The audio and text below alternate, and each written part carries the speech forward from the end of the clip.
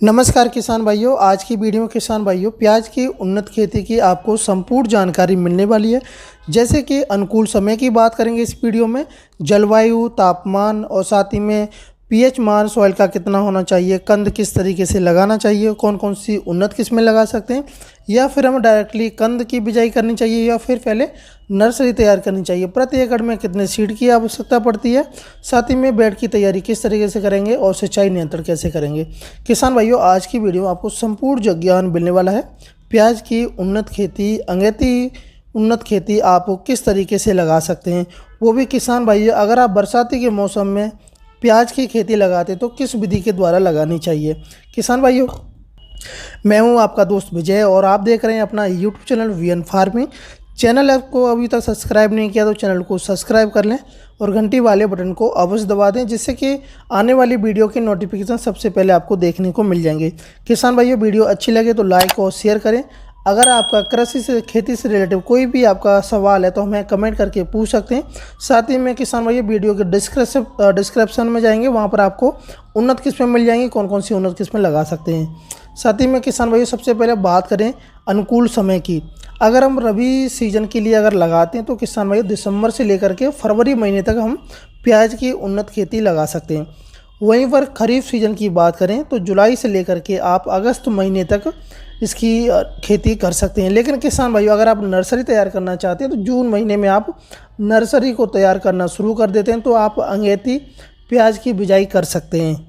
साथ ही में किसान भाइयों अगर हम कच्ची प्याज बेचना चाहते हैं तो हमें 60 से 65 दिनों के अंतराल में ही हम हार्वेस्टिंग कर सकते हैं। अब वहीं पर अगर हम कंद को पका करके, यानी कि जब मोटा कंद हो जाता है उसके बाद बेचना चाहते हैं सुखा करके, तो वो दोनों आप उस तरीके से भी बेच सकते हैं। वहीं पर जलवायु और मौसम की बात करें किसान भाइयों तो तापमान जब आप बिजाई करेंगे तो उस समय 30 से 35 डिग्री सेंटीग्रेड तापमान होना चाहिए। अगर इससे ऊपर जाता है तो कोई ज़्यादा फ़र्क नहीं पड़ता है, अगर 40 जाता है तो बहुत ज़्यादा फ़र्क पड़ने लगता है फसल पर। वहीं पर किसान भाइयों खेत की तैयारी और मिट्टी की बात करें तो आप सभी प्रकार की मिट्टी में प्याज की खेती को कर सकते हैं। वहीं पर आप खेत की तैयारी के लिए सबसे पहले खेत में पलेवा करेंगे, जिससे कि आप आसानी से खेत की जुताई करा सकें, आराम से बेड बना सके। तो इसलिए हैलो की सहायता से और कल्टीवेटर की सहायता से आप खेत तैयार कर लेना है। खेत तैयार करते समय किसान भाइयों आपको 1 एकड़ में 2 ट्रॉली गोबर की खाद अवश्य डालनी है, जिससे कि आपकी जो सॉइल है उसमें उर्वरक शक्ति बढ़ जाएगी। उसके बाद में किसान भाइयों आप पाटर लगा करके खेत को छोड़ देंगे 5 से 6 दिन के लिए। जितना भी खरपतवार जो उगना होगा वो उगाएगा, जिससे कि आपकी प्याज की फसल में खरपतवार दोबारा से नहीं आएगा। उसके बाद में फिर दोबारा से आपको जुताई करानी है। उसके बाद आपको बेड की तैयारी करनी है। तो बेड की तैयारी कैसे करनी है किसान भाइयों वीडियो में मैं आगे आपको बताऊंगा, कितना आपको चौड़ा रखना है, कितना लंबा रखना है।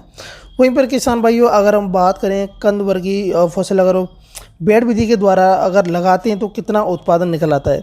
वहीं पर किसान भाइयों पीएच मान की बात करें तो 5, 5.5 से लेकर के 7.5 के बीच में रहना चाहिए सॉइल का पीएच मान। किसान भाइयों मैं आपको सलाह दूंगा कि अगर आप कंद वर्गीय फसल बरसात के मौसम में लगा रहे हैं तो आप बेड विधि के द्वारा ही लगाएं, जिससे कि आपकी फसल पर कोई बारिश का प्रभाव नहीं पड़ेगा। साथ ही में 2 गुना उत्पादन भी निकलता है।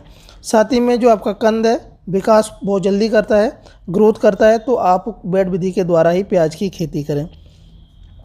अब बात करते हैं कि 1 एकड़ में कितने फर्टिलाइजर डालने चाहिए, कितनी क्वांटिटी होनी चाहिए। तो किसान भाइयों आप 1 एकड़ में सिंगल सुपर फास्फेट 50 किलोग्राम लेंगे, म्यूरेट ऑफ पोटाश आप 30 किलोग्राम, वहीं पर डीएपी 30 से 40 किलोग्राम लेंगे। किसान भाइयों गोबर की खाद को आप अगर आपने जुताई कराते समय नहीं डाला तो आप बेड पर आप बिखेर सकते हैं बेड बनाने के बाद में। उसके बाद में अगर आपके खेत में जैसे दीमक जैसी समस्या है तो किसान भाइयों रिजेंट कंपनी की आती है, कार्बोफोरन आती है, आप उसको लेंगे और बेड पर खादों में मिला करके आप बिखेर देंगे, जिससे कि जो दीमक आपके कंद में बिल्कुल नहीं लगेगी।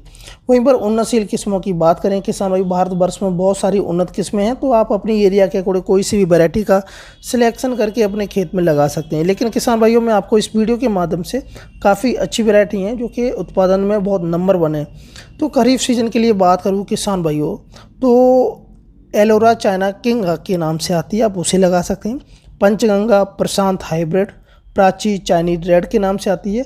वहीं पर किसान भाइयों अगर आप रबी मौसम में करना चाहते हैं तो पूसा की रेड आती है, पूसा लाइव रेड, बीमा सुपर, जिंदाल, बहुत सारी वैरायटी हैं, आप लगा सकते हैं किसान भाइयों। वहीं नर्सरी की बात करें तो नर्सरी किस तरीके से तैयार करनी चाहिए, तो किसान भाइयों आप अगर नर्सरी तैयार करते हैं तो आपको जब कम से कम किसान भाइयों 20 से 25 दिन नर्सरी तैयार करने में आपको लग जाएगा। तो उसके लिए आप रोटेरियम मार्केट से ख़रीद लें तो सबसे बेस्ट होता है, जल्दी से नर्सरी तैयार हो जाती है। या फिर क्यारी या बेड बना करके आप नर्सरी तैयार कर सकते हैं। अब बात आती है किसान भाइयों, अगर हम नर्सरी तैयार कर रहे हैं तो 1 एकड़ में सीड की आवश्यकता कितनी पड़ती है, तो किसान भाइयों 3 से 3.5 किलोग्राम आपको सीड की आवश्यकता पड़ेगी। वहीं पर बीज को उपचार करने के लिए, ट्रीट करने के लिए 1 किलोग्राम आप ट्राइकोडर्मा लेना है, जिससे कि बीज में उपचार करने में कोई भी, जैसे कि आप बिजाई करेंगे तो इंसेक्टिसाइड जो किलर होते हैं, दीमक, फंगस, तो ऐसे रोग देखने को नहीं मिलेंगे। तो किसान भाइयों आप बीज को उपचार जरूर करें नर्सरी तैयार करने से पहले।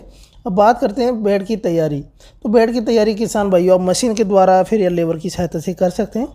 बेड से बेड की दूरी आप किसान भाइयों 2 से 2.5 फीट रख सकते हैं। बेड की चौड़ाई कम से कम किसान भाइयों 2.5 से 3 फीट होनी चाहिए, जिससे कि 3-4 लाइनों में आप बिजाई कर सकें। बेड की ऊंचाई की बात करें किसान भाइयों तो आप कम से कम 1 फीट कम से कम आपको रखनी है, 1 फीट से ऊपर भी रख सकते हैं, जिससे कि जब ज़्यादा बारिश होती है तो खेत में जल भराव की समस्या अगर होती है तो आपके बेड पर पानी नहीं भर पाएगा। वहीं पर सिंचाई की बात करें किसान भाइयों, अगर आप ड्रिप सिस्टम लगाना चाहते हैं, ड्रिप इरीगेशन से सिंचाई करना चाहते हैं तो काफ़ी अच्छा है किसान भाइयों। 1 एकड़ में आपका जो स्टार्टिंग में खर्चा है 20 से 30 हज़ार रुपये तक का आ जाता है। सिंचाई आपको किसान भाइयों बारिश के समय ज़्यादा सिंचाई की आवश्यकता नहीं पड़ती है, लेकिन आप 10 से 12 दिनों के अंतराल में आप करते रहेंगे तो आपका जो पौधा है स्वस्थ रहेगा और जल्दी से ग्रो भी करता है। रोपाई की बात करें किसान भाइयों, रोपाई किस तरीके से करनी चाहिए, कितना डिस्टेंस होना चाहिए, तो किसान भाइयों आप 4 से 5 इंची पर आप ये पेड़ से पौधे की दूरी की आप रख सकते हैं, यानी कि 10 से 12 सेंटीमीटर की दूरी पर आप रोपाई करेंगे। एक बेड पर अगर किसान भाई आपने 2.5 फीट चौड़ाई रखी है तो कम से 5 लाइनों में आप रोपाई कर सकते हैं किसान भाइयों। अगर 4 करना चाहते हैं तो 4 लाइनों में कर सकते हैं, वो आपके ऊपर डिपेंड है किस तरीके से करना चाहते हैं। वहीं पर किसान भाइयों खरपतवार की बात करें तो रोपाई से पहले जैसे कि आपने पेंडामेथिलिन का 1 लीटर को लेके 200 लीटर में घोल करके अगर आपने स्प्रे कर दिया तो आप खरपतवार उसमें उगेगा नहीं। अगर उगा आया तो किसान भाइयों आप निराई गुड़ाई के द्वारा खरपतवार निकालते हैं तो काफ़ी बेस्ट तरीका है, सबसे अच्छा तरीका यही है, आपके पौधा बहुत जल्दी ग्रोथ करेगा किसान भाइयों। किसान भाइयों अगर बात करें 1 एकड़ में खर्चा कितना आता है, तो मान के चलिए किसान भाइयों 1 एकड़ में आपका बिजाई से लेके हार्वेस्टिंग तक 25 से 30 हज़ार रुपये का प्रति एकड़ में खर्चा आ जाता है। अगर आपकी फसल में रोग आ जाता है थोड़ा खर्चा बढ़ सकता है, जैसे कि रोग जो प्याज की फसल में देखने को मिलते हैं सबसे ज़्यादा थ्रिप्स हो गया, पाउडरी मिलड्रॉप हो गया, इसके अलावा सफ़ेद मक्खी, माऊ और एफिड ज़्यादा नुकसान पहुंचाने वाले ये रोग हैं। तो किसान भाइयों आप इसके लिए आप किसी भी रासायनिक दवाइयों का स्प्रे कर सकते हैं। वहीं पर अगर उत्पादन की बात करें किसान भाइयों तो आप किसान भाइयों 1 एकड़ में आप कम से कम 100 कुंटल से 120 कुंटल प्रति एकड़ की दर से उत्पादन निकल आता है। यह मान के चलिए किसान भाइयों अगर आपको अच्छा रेट मिल जाता है प्याज का तो 1 एकड़ से 2 से 2.5 लाख रुपए की आपकी आमदनी हो जाएगी। किसान भाइयों मैं आशा करता हूँ वीडियो अच्छी लगी तो वीडियो को लाइक और शेयर करें। जय हिंद, जय भारत, जय किसान।